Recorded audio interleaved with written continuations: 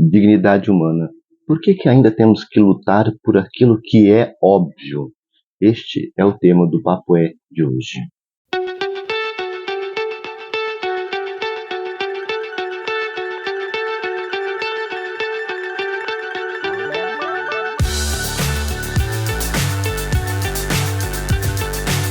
Olá, meus amigos, minhas amigas do programa O Papo É e do canal Mitologar. Dignidade humana. Por que ainda temos que ficar lutando por aquilo que já está na cara, aquilo que é óbvio, que aquilo que é essencial, é necessário para o existir das pessoas?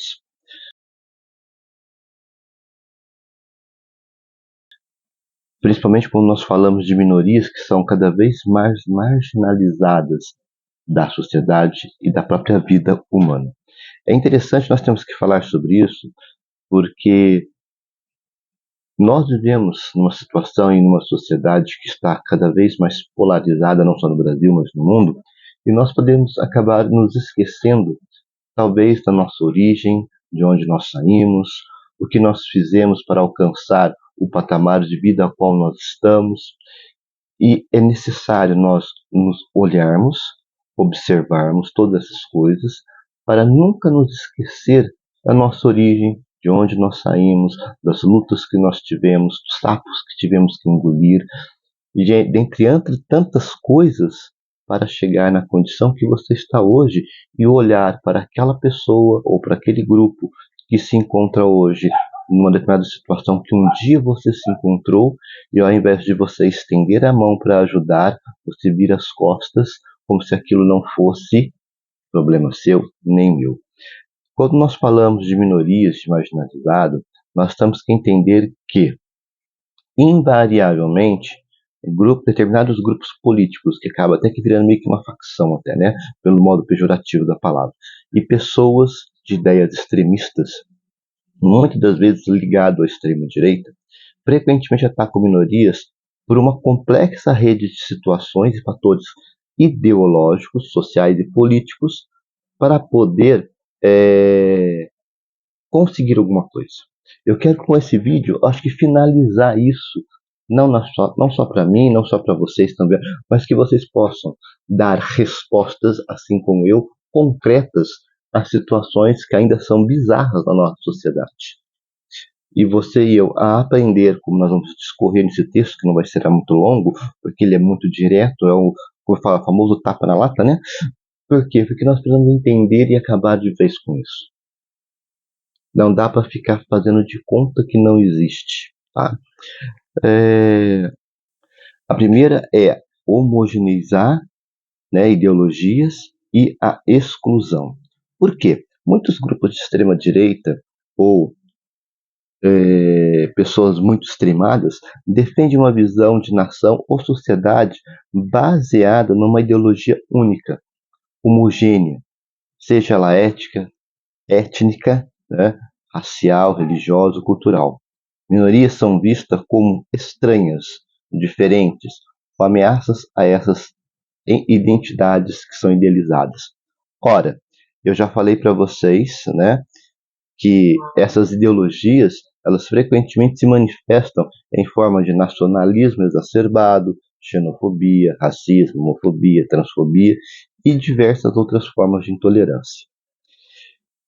Não dá, gente, para poder aceitar isso como uma verdade, porque vocês, assim como eu, já estão cansados de ouvir eu falar isso aqui neste programa, no programa Mitologar, e o próprio canal Pleiadiano já tem deixado muito claro isso ao longo da história da evolução do próprio programa. Não existe sociedade única, não existe sociedade que pensa igual, que veste igual, que come igual, que dorme igual, que vive a vida igual. Essa ideia de homogeneidade, ela é uma coisa de gente maluca, porque não dá. Não é porque existe um determinado grupo de pessoas, que às vezes é maioria em determinado assunto, determinada condição. Vamos apegar, por exemplo, a questão sexual. A maioria é heterossexual, então os outros que não são héteros são desprezados. Só que dentro deste grupo de heterossexuais, existe dentro deste grupo, que ainda vai se dividir. Só que não é visto, não é falado, não bota a cara para bater. Porque se esse grupo se dividir, você vai começar a observar que não é tão maioria assim. Mas acontece que existe o famoso parte das coisas por debaixo do tapete. Pela frente eu mostro uma situação, mas por detrás eu faço outra. Então o que acontece? Não dá. Não dá para eu poder desprezar o restante por causa de um único segmento. Mesmo porque esse segmento ele não é um segmento totalmente unilateral, perfeito, igualzinho de todos os seus membros. Nós vamos encontrar várias e várias rachaduras, e que quando você começa a separar essas rachaduras, nós vamos descobrindo da maneira mais vexosa possível, para quem defende isso, que não é maioria.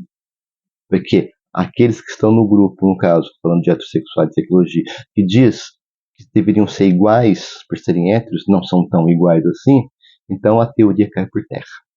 Segunda situação, a busca por um bode expiatório.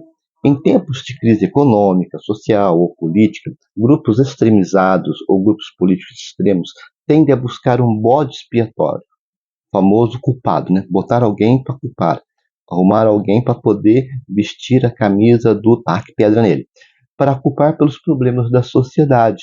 Minorias são frequentemente escolhidas para este papel, sendo acusadas de roubar empregos, corromper a cultura, causar insegurança ou enfraquecer o país.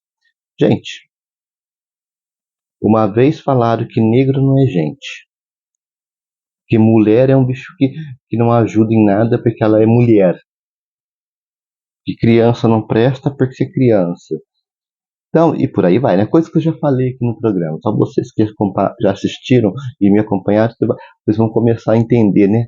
Um programa vai se encaixando no outro, uma ideia vai se encaixando na outra, e você vai começar a ver todo o mapa, né? Esta estratégia desvia o foco de problemas estruturais e complexos e oferece explicações simplistas, polarizadas e ineficientes. Por quê? Porque não é a realidade. Se você tem um problema de ordem político no país, nós temos que olhar como que é a política como um todo. Ela não é exclusiva de uma legenda partidária.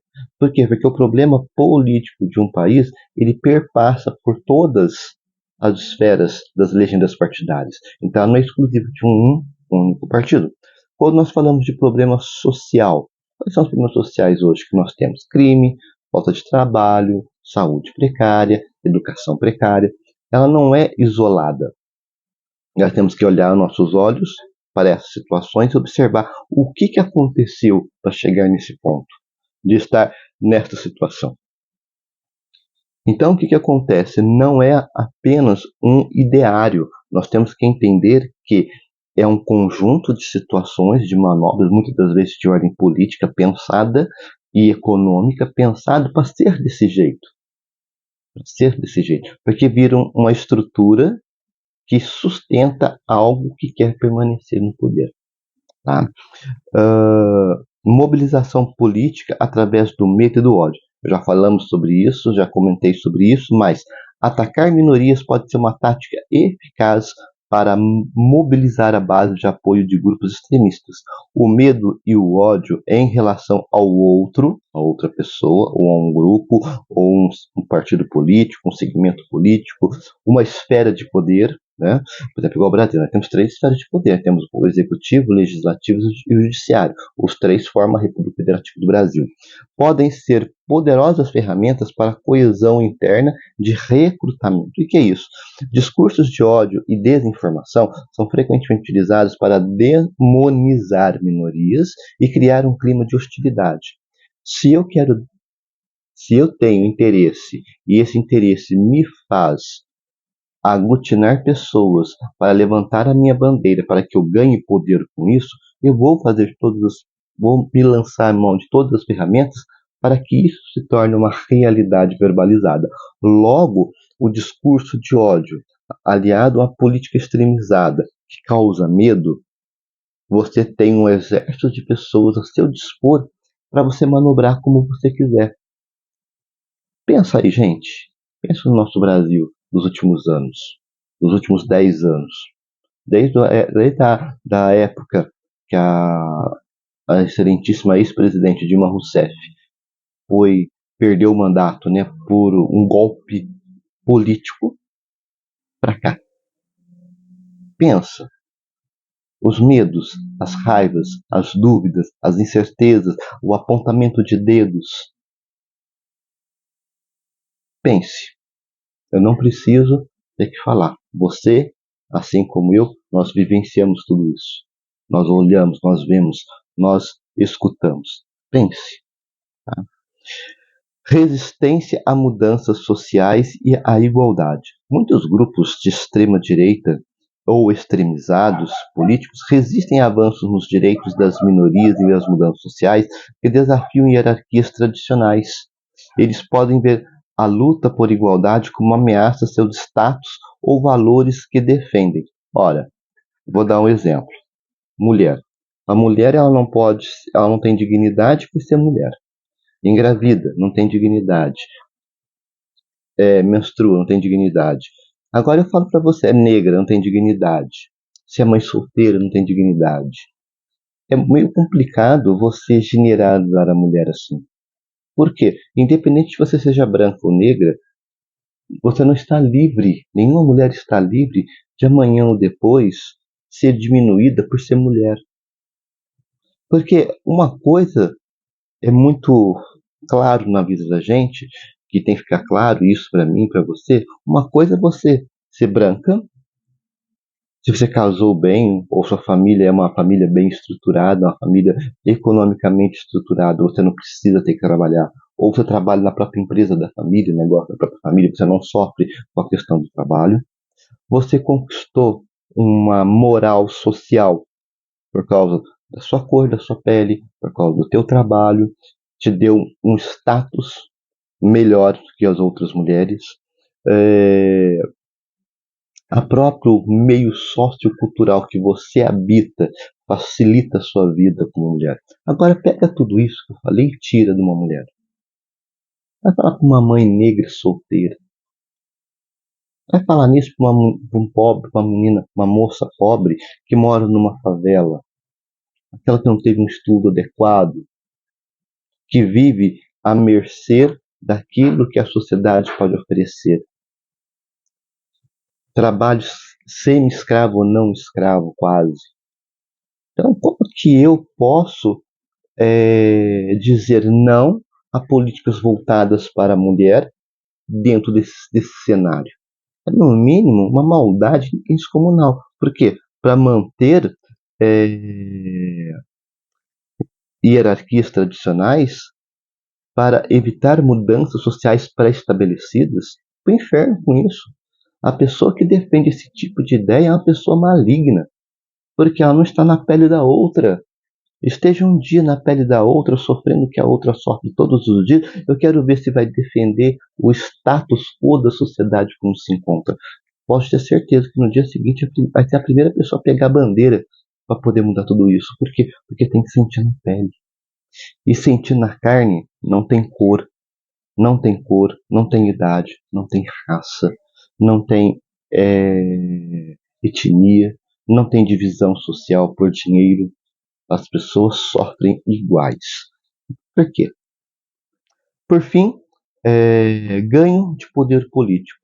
Em alguns casos, políticos de extrema-direita podem usar ataques a minorias como uma estratégia para ganhar apoio popular e poder político. Ao explorar preconceitos existentes e polarizar a sociedade, como a nossa sociedade se encontra, eles podem atrair leitores que se sentem marginalizados ou ameaçados pelas mudanças sociais. E ainda é engraçado, gente, quando você começa a observar isso, como se encaixa na nossa sociedade hoje, Brasil, sobre isso, né? Porque você começa a observar, quando você olha, ainda mais eu que sou uma pessoa, que sou um cientista histórico, né? Estudioso, historiador, sociólogo, geógrafo, eu observo as ideias, os pensamentos, por que dessa agremiação, desses ataques políticos extremalizados demais, aí você vai procurar saber, né, os pensamentos, as teorias, quem são os pensadores. Você vai falando assim, você vai se franzindo, você vai ficando com medo, não por causa da ferocidade, mas por causa do esvaziamento de conceito. É uma coisa muito vaga. Tem gente que está protestando, nem sabe por que está protestando. Nem sabe por quê. Aí você observa o que inflama ela é o medo, é o ódio, é a dúvida, é se sentir inferiorizado, sendo que ela não é inferiorizada em nada, mas acaba se sentindo porque põe esse medo na pessoa. E aí você olha assim, gente, então é um discurso esvaziado. É uma luta esvaziada. Mas ela tem força por quê? Porque são um monte de gente vazias, sem propósito, sem conhecimento, e que estão agremiados, que são ajuntados por um medo em comum. E aí o que acontece? Essas pessoas são facilmente manipuladas. E aí quando você observa todo o caminho que nós fizemos hoje, nós vamos notar que muitas vezes, esses fatores que hoje foram desmembrados, para nós podermos compreender como que funciona essa ideia de marginalização das pessoas, coloca as pessoas fora da dignidade humana, é que muitas das vezes todos esses fatores eles acabam se interconectando, eles vão se juntando e vão se reforçando mutuamente dentro da sociedade. A vitimização das minorias por grupos políticos e pessoas extremas, ou os extremos políticos, ou extremos pensamentos, é um fenômeno com complexo, com raízes históricas, sociais e ideológicas profundas e que são alimentados por esses fragmentos de pensamento que eu acabei de falar para vocês, que mantém vivo essa chama de desumanidade. Pessoa que defende esse tipo de pensamento, que levanta a bandeira. Eu lembro que uma das coisas que eu vi, eu sei que o brasileiro é um ser que gosta de fazer chacota com tudo, né? Quando começou esse negócio do pessoal que estava muito inflamado pela extrema-direita, de fazer acampamento em frente a quartéis, e fazer acampamento não sei na onde, e tinha lá gente fazendo, brincando de militar com bandeira do Brasil em punho, camiseta da Copa, começaram a fazer muita sátira dessas pessoas. Aquelas pessoas que faziam oração para pneu, para pneu, né? Nossa, o brasileiro é muito criativo, né? Ainda mais para chacota, né?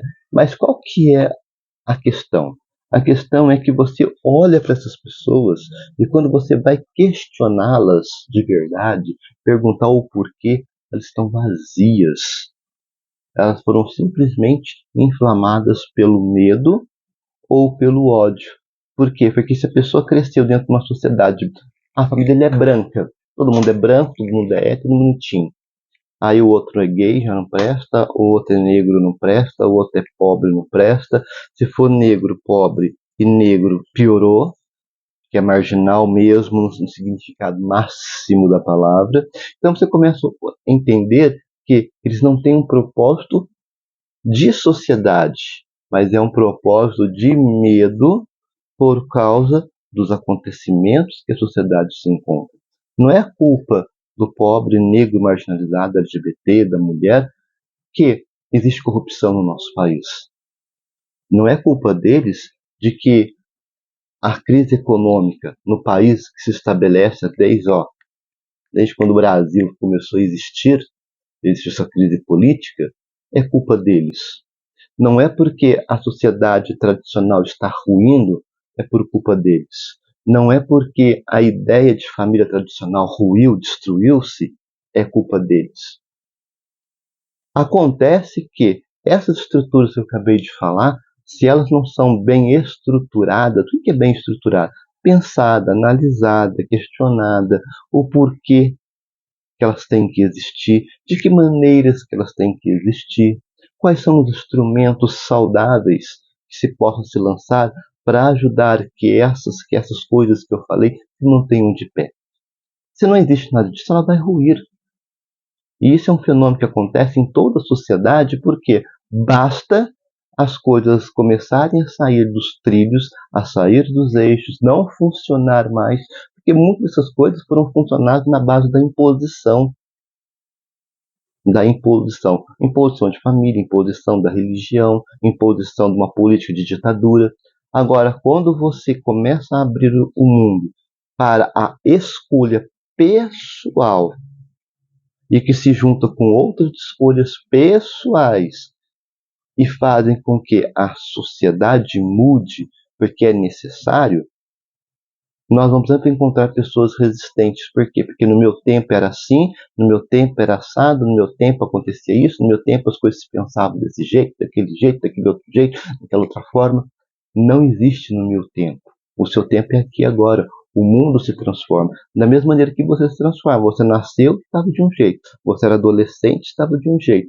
Você é um adulto novo, você era de um jeito. Você era um adulto de meia idade, você era de um jeito. Você hoje está caminhando para a terceira idade, você é de outro jeito. Você está na terceira idade, você é de outro jeito. Por que a sociedade tem que ser sempre a mesma coisa? Por que o pensar das coisas tem que ser sempre a mesma coisa? Por que o andar da carruagem, que nós chamamos de sociedade, nas suas várias condicionantes, tem que ser do mesmo jeito? Você não evolui? Só não evolui uma pessoa que não tem cérebro. Uma pessoa que não tem cérebro, que não tem vontade de melhorar, não tem vontade de mudar, não tem vontade de ser melhor todos os dias. Realmente, antigamente, no tempo dela era melhor. É claro, ela estava a pensar, ela só seguia ordens. Eu acredito que a pior parte da nossa sociedade é a época da ditadura. Todo mundo fala que era bom. Eu conheço quando a gente falava, nossa, a ditadura era bom. É claro que era bom para essas pessoas. Você não precisava pensar, só tinha que obedecer, dizer sim e não. Sim, senhor, não, senhor, e bater continência. Isso é sociedade? Isso é vida com dignidade? Isso é vida com qualidade? Fica para nós pensarmos o quanto nós precisamos, o quanto você e eu estamos ajudando a melhorar a nossa sociedade ou ajudando a destruí-la ainda mais. Me despeço por aqui. Dentro de alguns dias nos encontraremos no programa Mitologar, aqui no canal Pleiadianos. Um abraço a todos.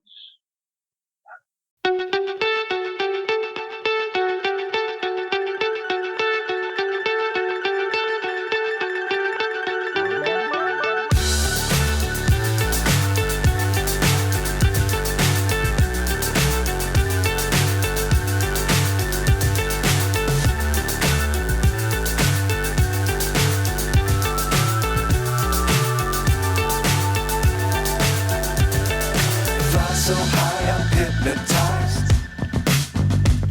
What's up is down, what's left is right. Chasing stars and holding you. I can't see the end, but we'll see. Nós somos a Associação SOS Felinos, onde nós dedicamos com muito amor e carinho a cuidar de 55 gatinhos que foram resgatados da rua. E através de sua inestimável ajuda, estamos conseguindo dar a esses bichinhos muito amados um lar, alimento, remédios, veterinário, além de muita atenção, cuidado e imenso amor. Se você ainda não conhece a Associação SOS Felinos, venha nos conhecer pelas redes sociais e assomar conosco neste projeto. A Associação SOS Felinos, juntos para um mundo melhor para todos.